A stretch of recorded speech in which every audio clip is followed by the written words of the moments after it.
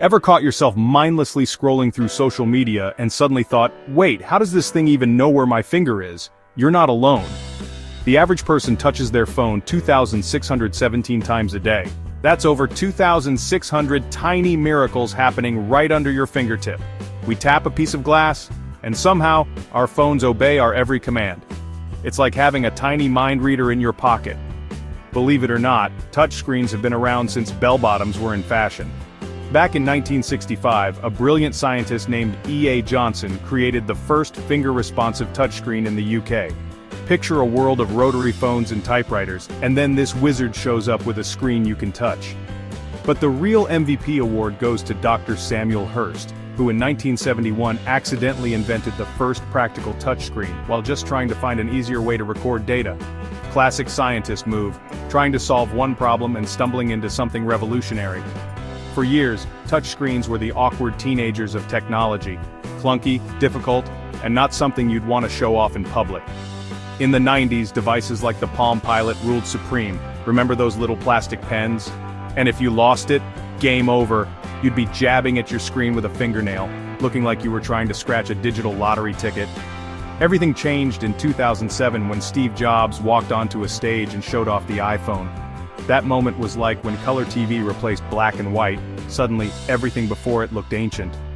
When he simply flicked through a music list with his finger, audiences gasped. Today, my 2-year-old niece does the same thing without batting an eye. Within just 15 years, touchscreens went from revolutionary to so common that 97% of Americans now own a smartphone. Here's the mind-blowing part. Your phone's screen is actually electricity sensitive, not pressure sensitive. Think of it like this. Your body is basically a walking battery. Your fingers conduct electricity and your phone's screen is constantly on the lookout for these electrical disturbances. Under that tough glass, which has probably survived more drops than you'd care to admit, lies a grid of super thin wires. These wires are made of indium tin oxide, a material so cool it conducts electricity and you can see right through it. It's like having invisible power lines running through your screen. When your finger approaches, zap, not literally, but your body's electrical field disrupts the screen's own electrical field. Your phone immediately calculates, aha, electrical disturbance at coordinates x42, y157, and knows exactly where your finger is. It's basically playing the world's fastest game of electrical battleship, calculating your touch position up to 120 times per second. That's twice as fast as you can blink. Before 2007, touchscreens were like jealous partners. They only handled one touch at a time. Try to use 2 fingers, total meltdown. The iPhone changed all that with multi-touch, letting us pinch, zoom, and swipe with abandon. This wasn't just a tiny upgrade, it completely transformed how we interact with our devices. Remember the first time you pinched to zoom on a photo? It felt like you had actual superpowers. That simple gesture required an incredible amount of math happening behind the scenes. These days, touchscreens are getting even smarter. Some can feel how hard you're pressing, the digital equivalent of telling the difference between a tap on the shoulder and an excited poke. Modern styluses can detect over 4,000 levels of pressure, turning your phone into a professional art studio. That's why digital artists can create masterpieces that look like they used real paint, not a piece of plastic on glass. Some phones even give you haptic feedback, tiny vibrations that trick your brain into thinking you're pressing a real button. It's like the screen is giving your finger a little high five each time you tap it.